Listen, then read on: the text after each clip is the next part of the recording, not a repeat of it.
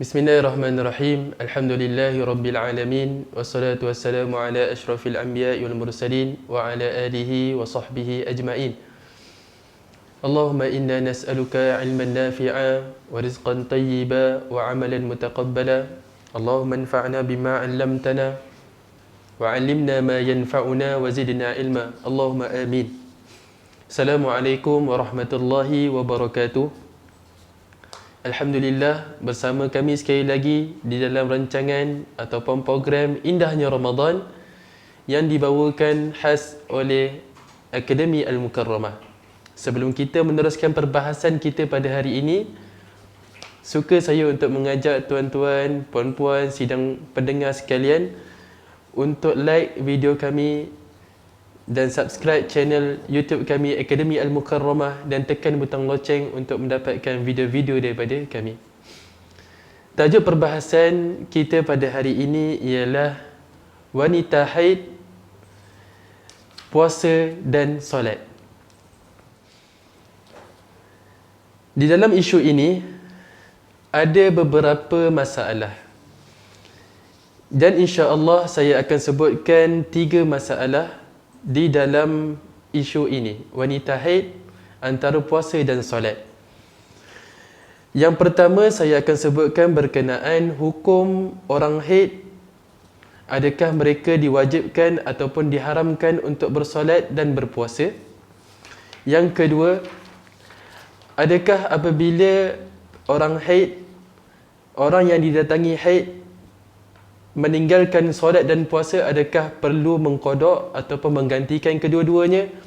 Dan yang ketiga, adakah apabila orang yang didatangi haid itu meninggalkan puasanya sebab didatangi haid, adakah mereka diganjari oleh pahala ataupun tidak? Kita akan menelusuri perbahasan ini satu persatu, insya-Allah ta'ala. Yang pertama, hukum solat dan puasa bagi orang yang didatangi haid, bagi wanita yang didatangi haid. Hukum bersolat dan berpuasa bagi wanita yang didatangi haid adalah haram. Haram untuk orang haid untuk solat dan berpuasa. Pengharaman ini berdasarkan beberapa dalil. Dalil pengharaman solat bagi orang haid, qala Nabi sallallahu alaihi wasallam, Nabi sallallahu alaihi wasallam bersabda, la tuqbalu salatun bighairi tuhur. La tuqbalu salatun bighairi tuhur. Tidak diterima solat seseorang itu kecuali dalam keadaan suci. Kecuali dalam keadaan suci. Tidak diterima solat seseorang itu kecuali dalam keadaan suci. Rawahu Tirmizi. Ini menunjukkan, hadis ini menunjukkan haramnya bagi orang yang tidak suci.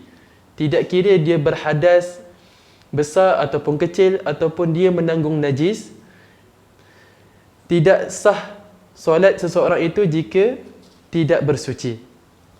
Yang kedua, dalil pengharaman puasa bagi orang haid adalah ijma' ulama.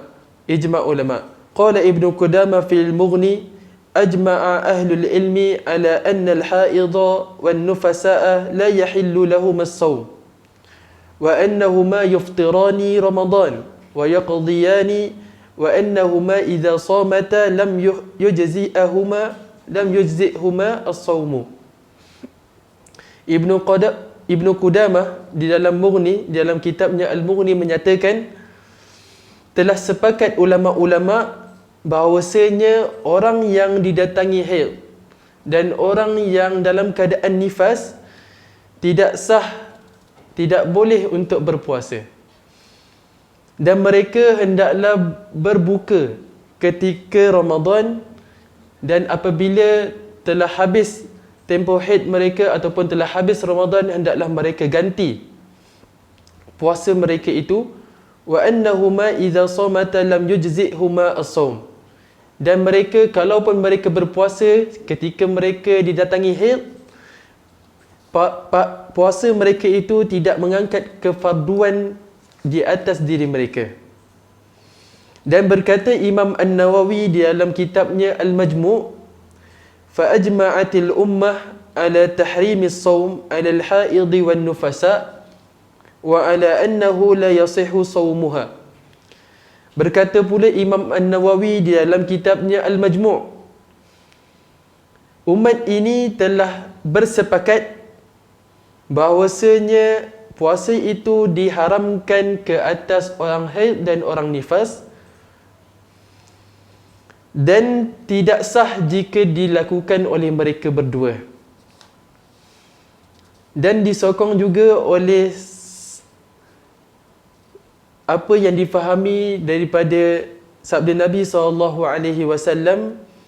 Nabi SAW pernah bersabda, "Alaysa idza hadat lam tusalli wa lam tasum."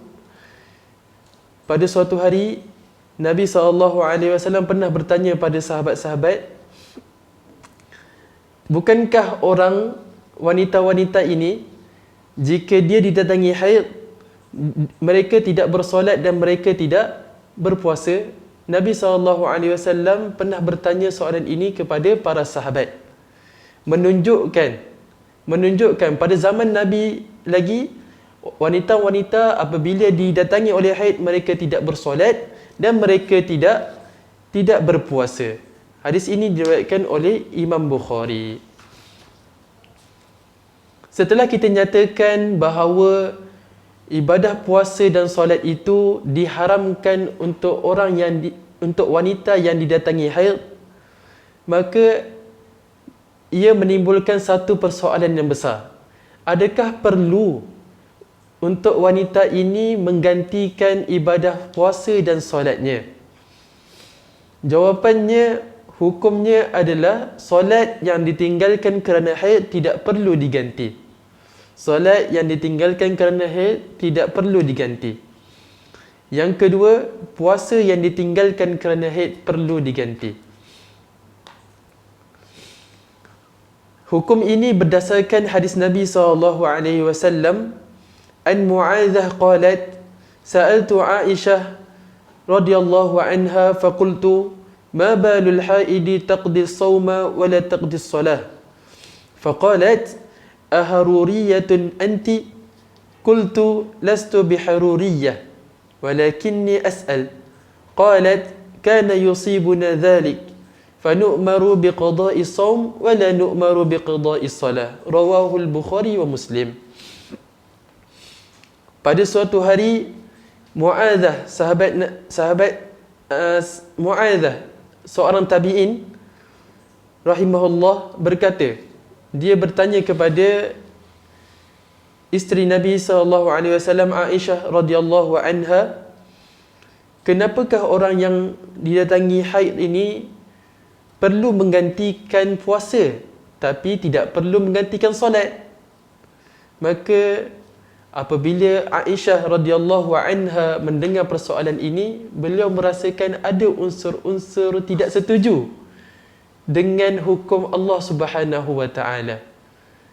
Maka apabila Aisyah radhiyallahu anhu merasakan unsur-unsur negatif begini, Aisyah sebelum menjawab, Aisyah bertanya dahulu keadaan ataupun status iman sahabiyah tabi'in ini. Faqalat aharuriyatun anti? Adakah kamu ini haruri? Adakah kamu ini daripada golongan haruriyah? Haruriyah ini adalah golongan khawarij, salah satu golongan khawarij. Khawarij adalah golongan yang tidak setuju dengan,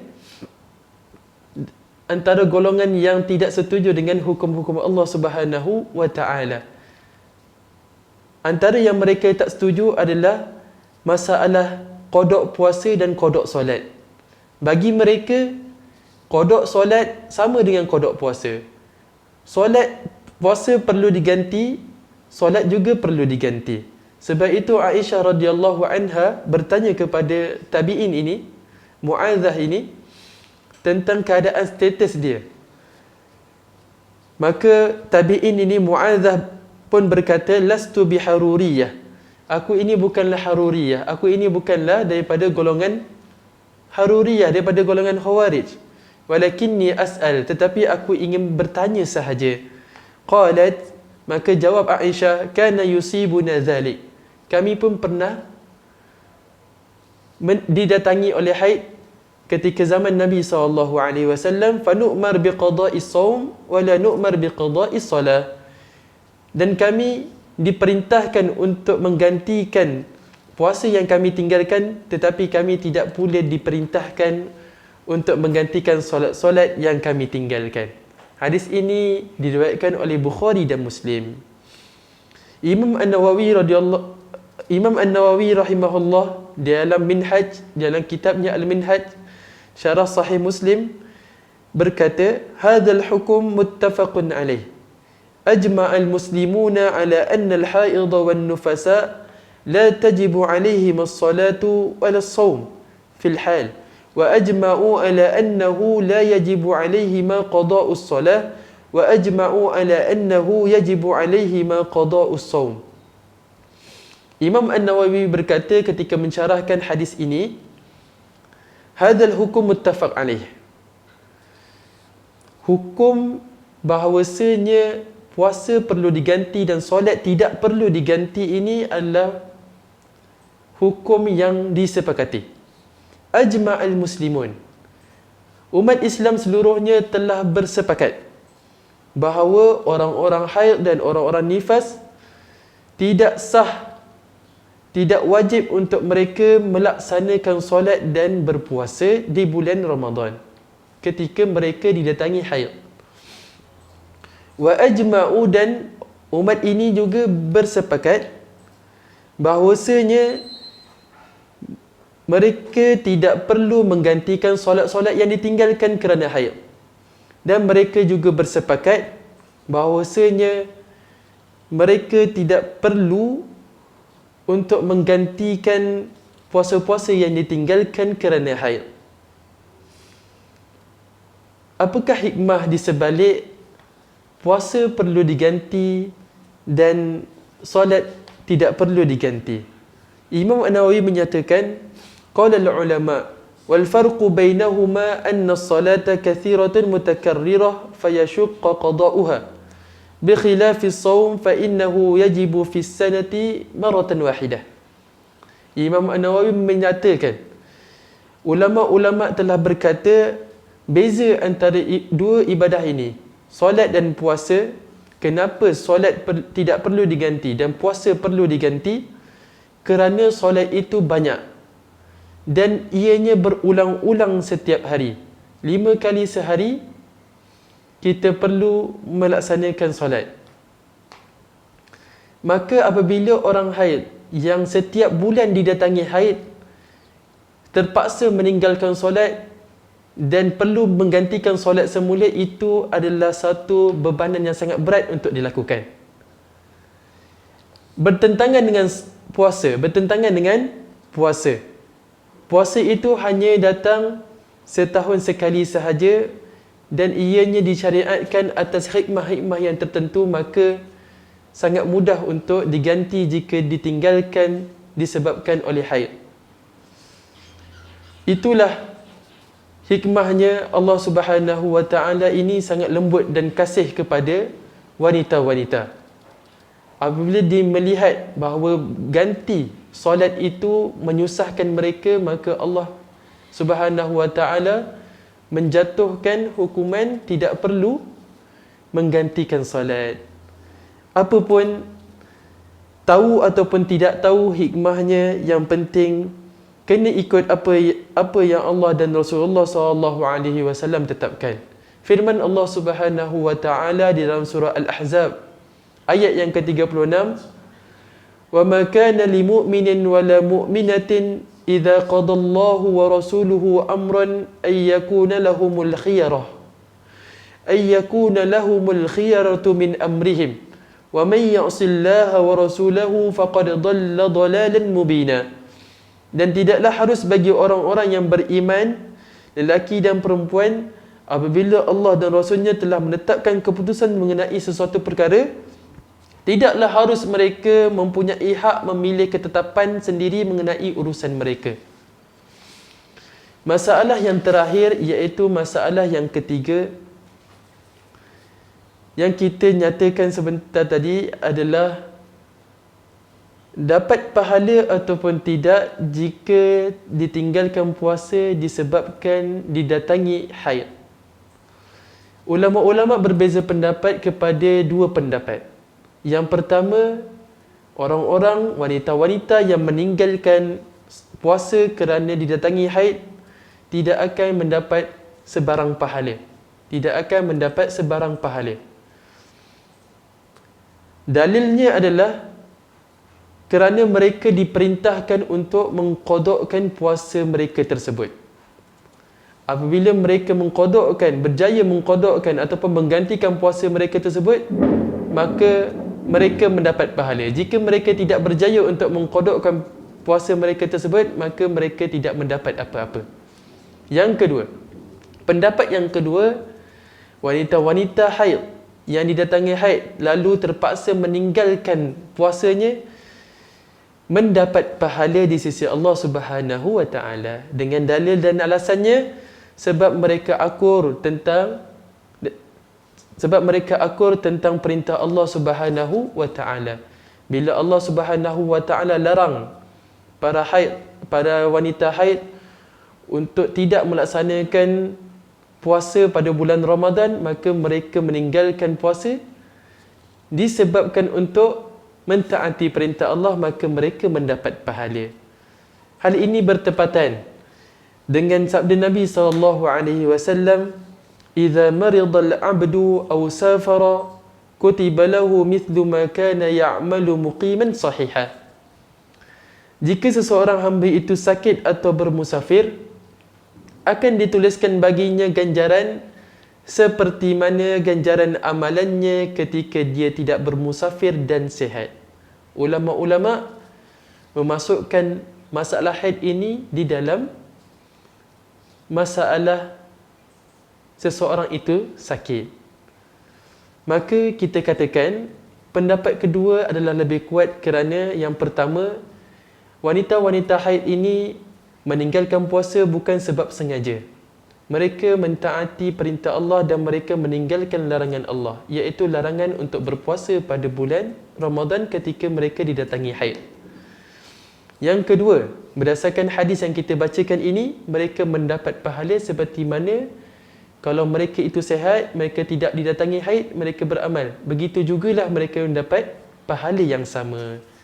Maka itu sahaja untuk perbahasan pada hari ini. Semoga kita semua dikurniakan ilmu dan kefahaman untuk beramal, dan semoga Allah Subhanahu wa taala menerima amal-amal kita semuanya dan menganjarinya dengan sebaik-baik ganjaran. Wallahu taala a'lam, wa sallallahu ala sayidina Muhammad wa ala alihi wa sahbihi ajma'in. Walhamdulillahi rabbil alamin.